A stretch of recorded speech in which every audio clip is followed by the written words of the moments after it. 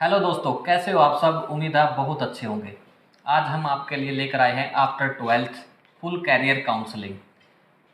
कई सारे पेरेंट्स हमारे पास आते हैं कि सर बच्चे का 12th के बाद क्या कराएं, और बहुत सारे बच्चे भी कंफ्यूज रहते हैं कि वो अपना एक गोल सेट नहीं कर पाते। सबसे पहले तो मैं आपको ये कहना चाहता हूँ कि आपके जो मन में है वो कीजिए। चिंता नहीं करनी है कि हमने करना क्या है। पहले एक अपना गोल डिसाइड कर लेना। देखो, सबकी अपनी अपनी इच्छा होती है। मैं मेरा दिल करता है कि मैं वीडियो बनाऊं और मैं आपके सामने वीडियो बना रहा हूं। ये सिर्फ अपनी इच्छा शक्ति होती है। पहले तो आप डिसाइड कर लीजिए आपने करना क्या है। और दूसरी बात यह है कि आज ये वीडियो थोड़ी सी लंबी होने वाली है, क्योंकि मैं और नीरज सर आज आपकी बिल्कुल ही कैरियर के बारे में सारी टेंशन ख़त्म कर देंगे। अगर ये वीडियो आपने लास्ट तक देखा तो आपको कोई कन्फ्यूजन नहीं रहेगी कि हमने ज़िंदगी में करना क्या है। दोस्तों, सिर्फ तीन तरह की तीन चार चीज़ों के ऊपर ही बात होती है हमेशा जब भी 12th करते हैं। तो पहली बात तो ये है कि आज हम जो बात करेंगे सिर्फ पीसीएम जिन्होंने बच्चों के पास था और पीसीबी जिन बच्चों के पास था, और आर्ट और कॉमर्स की वीडियो मैं अलग से बनाऊंगा। आज सिर्फ साइंस के बच्चे हैं जो पीसीएम और पीसीबी वाले, सिर्फ उनके लिए वीडियो रहने वाली है। तो और इस वीडियो को ध्यान से देखना। तीन चार तरह की बातें होती हैं। सबसे पहले क्या होता है कि बच्चे को 9th में ही कहना शुरू कर देते हैं कि आपने एमबीबीएस करनी है, आपने नीट का जो एग्ज़ाम होता है उसको क्वालिफाई करना है। उसके बावजूद जी होता है कि आपने जी मेंस करना है इंजीनियरिंग के लिए और जी एडवांस करना है। या फिर पेरेंट्स बोलते हैं बच्चे को कि आपने एनडीए क्लियर करना है। दोस्तों, सिर्फ यहीं पे बात ख़त्म नहीं हो जाती है। इसके अलावा भी 12th के बाद आपके लिए बहुत सारे ऑप्शन हैं। एक सबसे बच्चा जो अच्छा ऑप्शन है वो मैं आपको बताने वाला हूँ। सबसे अच्छा ऑप्शन एक ये भी है, अगर आपके मन में साइंटिस्ट बनने की इच्छा है तो एक आइसर के नाम से मोहाली में भी और अपने देश के अन्य अन्य जगह पर 7 कॉलेज हैं जो जिसमें आप ये अपनी इच्छा पूरी भी कर सकते हैं साइंटिस्ट बनने के लिए। यानी कि IICR, Indian institute of science education research centre. वहाँ पर भी आप उनका खुद का एक टेस्ट होता है जो आपको आफ्टर 12th देना पड़ता है। उसके बावजूद अगर वहाँ एडमिशन हो जाता है तो आपकी साइंटिस्ट बनने की भी इच्छा पूरी हो जाती है। इसमें पीसीएम वाले जो बच्चे होते हैं जिनके पास मैथ होता है वो बच्चे इस एग्ज़ाम को दे सकते हैं। उसके बावजूद बच्चों, एमबीबीएस के अलावा अगर आपने मेडिकल फील्ड में जाना है तो उसमें भी बहुत सारे ऑप्शन होते हैं। BUMS होता है, BHMS होता है हॉस्पिटलिटी के लिए, BMS होता है आयुर्वेदिक में, और BSMS होता है सिद्धा में, और BNYS होता है न्यूरोपैथी में, और BDS होता है डेंटल, इसका तो आपको पता ही होगा, और BVSC होता है वेंटिलेटर के लिए, और BPT होता है। इस तरह से मेडिकल में, इसके अलावा ANM, GNM, MPHW, मेडिकल में भी बहुत सारे आपके पास ऑप्शन होते हैं। और मैं अब बात करूंगा नीरज सर से, वो आपको और जो हेल्थ साइंस है उसके बारे में बताएंगे। Thank you very much sir. Dear student, sir ने जो बताया है वो बहुत अच्छा बताया है। सबसे बड़ी दुविधा सभी के सामने रहती है कि मैं ग्रेजुएशन के बाद क्या करूं, पोस्ट ग्रेजुएशन के बाद क्या करूं, या मैं 12th क्लास के बाद। सबसे मेन है कि मैं 12th क्लास के बाद क्या करूं। और मोस्टली जैसा कि सर ने बताया, बहुत अच्छी तरह से आपको गाइड किया है कि हमारे पास गिने चुने ऑप्शन होते हैं। ऑप्शन बहुत सारे हैं लेकिन हम चूज वही करते हैं जो कई सालों से करते आ रहे हैं। लेकिन डियर स्टूडेंट्स, आपके पास इतने सारे ऑप्शन होते हैं कि अगर आप, हमें पता ही नहीं होता है कि हम ये इस लाइन में भी जा सकते हैं, हम इस स्ट्रीम में भी जा सकते हैं। तो सबसे पहले first of all I would like to pay my heartest thanks to Sohan sir कि जो इस वीडियो को आपके सामने लेकर के आ रहे हैं और जो इतनी अच्छी अच्छी वीडियो आपके सामने बना चुके हैं, आपके अच्छे मार्गदर्शन के लिए, आपको गाइड करने के लिए। और मुझे ऐसा लगता है कि ये सबसे बेस्ट वीडियो होने वाला है। तो आप चैनल को सब्सक्राइब जरूर करें ये वीडियो देखने के लिए।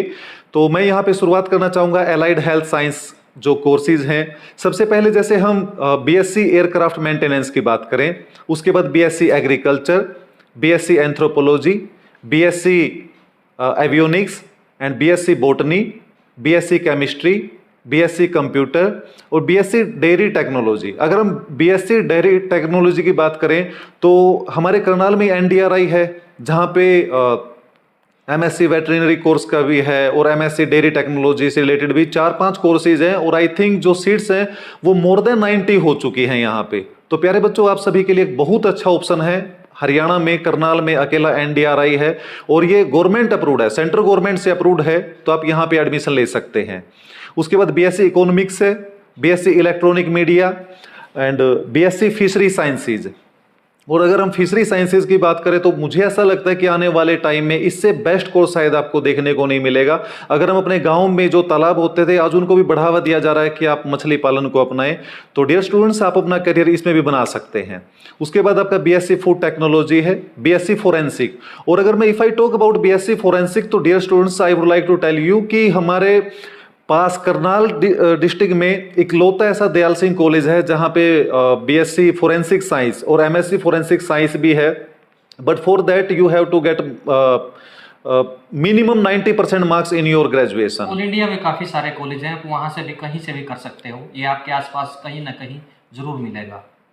और उसके बाद बीएससी आपकी होम साइंस में, BSc horticulture, BSc hospitality, BSc hotel management and BSc mass communication. और बीएससी मास कम्युनिकेशन तो हर डिस्ट्रिक्ट में अवेलेबल है, आप वहाँ जहाँ से इलेक्ट्रॉनिक मीडिया है या पेपर मीडिया है आप किसी भी माध्यम से अपना कोर्स कर सकते हैं।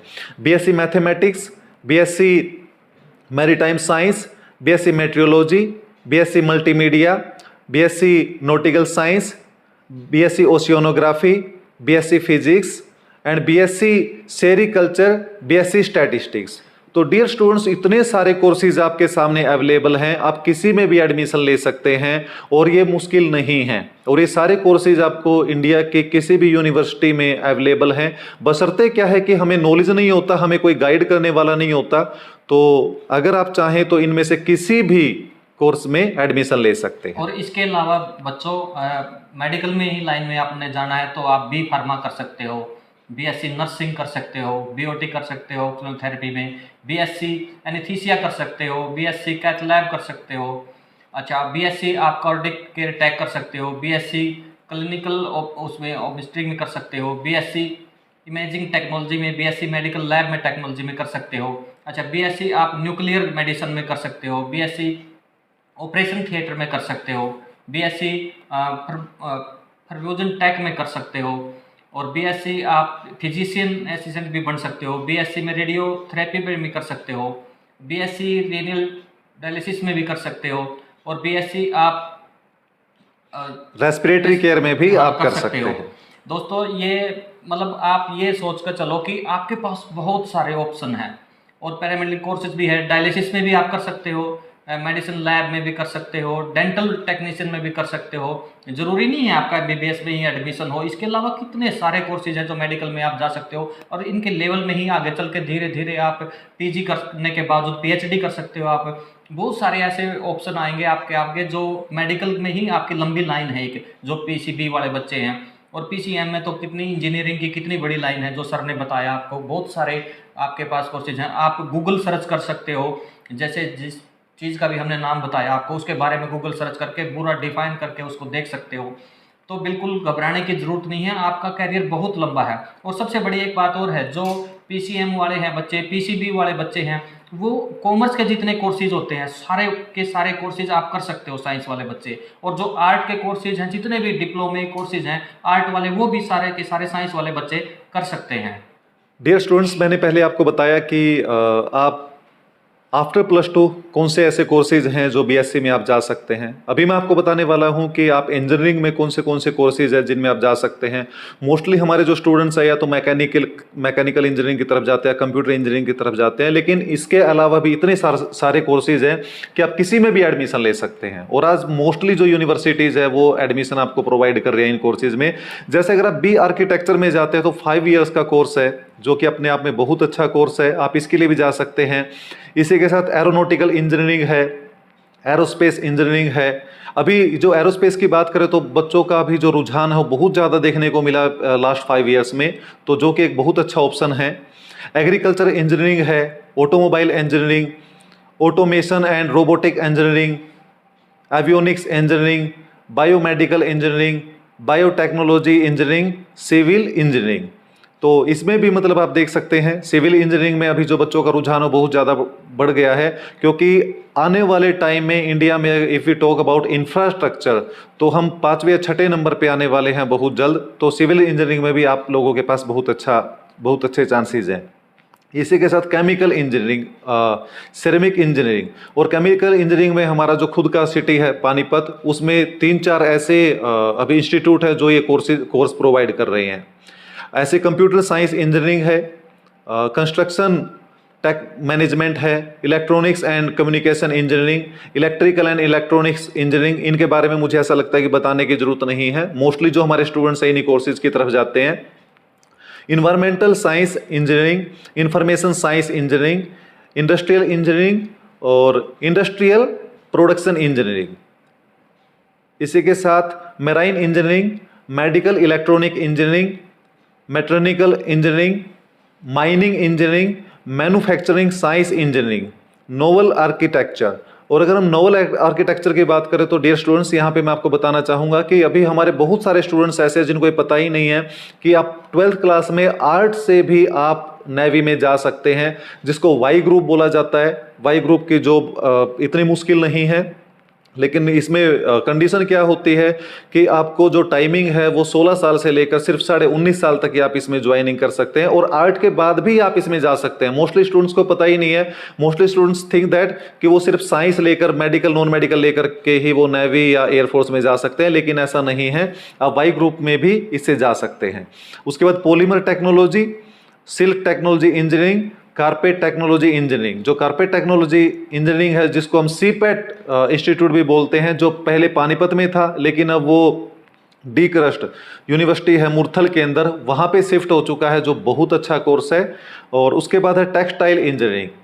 और dear students, if I talk about textile engineering, तो Panipat district in Haryana, not only in Haryana, in whole world it is known for textile engineering. इसको टेक्सटाइल हब ही बोला जाता है। तो यहाँ पे तो मेरे ख्याल से 4-5 ऐसे बहुत अच्छे इंस्टीट्यूट हैं जो टेक्सटाइल इंजीनियरिंग में आपको डिग्री प्रोवाइड करते हैं। तो ऐसे बहुत सारे ऐसे कोर्सेज हैं। और दोस्तों, प्यारे बच्चों, पूरे देश के अंदर हमारे जो साउथ में भी कितने अच्छे अच्छे हमारे पास कॉलेज हैं, वहाँ पे भी लगभग आपको सारी चीज़ें मिल जाएंगी। और इसके अलावा आप ड्यूल डिग्री के जो प्रोग्राम है, इंटीग्रेटेड है, जो वो भी कर सकते हो। BSMS ड्यूल डिग्री प्रोग्राम होता है एक, IPGD MIM Indore master of arts है, MAIT Madras MSc applied physics math है, MSc आप बिल्कुल कर सकते हो। फार्मा कोर्स आप कर सकते हो, फार्मा डी कर सकते हो। टीचिंग कोर्स है, BA BEd है, BSc BEd है। इस तरह से आपके पास एक लंबी प्रक्रिया है जो लास्ट में आप PhD तक जा सकते हो। तो आपको हर सवाल का आज जवाब मिल गया होगा। तो इस तरीके से आपने अब कंफ्यूज नहीं होना है, और एक सिर्फ गोल आपने सेट कर लेना है कि हमें अपनी लाइफ में करना क्या है। इसलिए पहले अपने मन की सुनो, और उसके बावजूद ही इस बारे में सोचो कि हमने अपना एम क्या है, अपने पेरेंट्स का उनकी इच्छा क्या है। देखो, हमारे पास बहुत सारी चीज़ें होती हैं कि हमें अपने पेरेंट्स के बारे में भी सोचना पड़ता है। उनके भी एक सपने होते हैं, और वो सिर्फ आपके ज़रिए ही पूरे हो सकते हैं। इसलिए अपने पेरेंट्स की मेहनत को देखो कि उनको आप से क्या उम्मीद रखते हैं, और आपको यहाँ तक वो कैसे लेकर आए हैं। तो आज इसके लिए आपका बिल्कुल माइंड क्लियर हो गया होगा कि हमने ज़िंदगी में करना क्या है, क्योंकि बहुत सारे कोर्सेज हैं, बहुत सारे ऑप्शन हैं, जिनमें बहुत सारे बच्चों को, मैंने पहले भी कहा है, सर ने भी बताया कि पता नहीं होता है। लेकिन आज आपकी लगभग जो क्यूरीज हैं वो क्लियर हो गई, क्योंकि मेरे पास कई सारे कमेंट आए थे। अक्सर साइंस के बच्चों के लिए जिन्होंने PCM और PCB किया है, उनके लिए एक वीडियो बनाना और उसमें बताना कि हम क्या कर सकते हैं। तो सारी कन्फ्यूजिंग आज क्लियर हो गई होगी। तो अब आपको सिर्फ एक ही काम करना है, चलते चलते इस चैनल को नहीं सब्सक्राइब किया है तो सब्सक्राइब कर दें, और बेल आइकॉन की घंटी ज़रूर दबा दें, ताकि सबसे पहले वीडियो आप तक पहुँचे। और अगली वीडियो जो मैं बनाने वाले हैं, हम दोनों ही, नीरज सर और मैं, कॉमर्स वाले बच्चों के लिए भी बनाएंगे एक वीडियो, और एक आर्ट्स वाले बच्चों के लिए भी बनाएंगे। तो थैंक यू।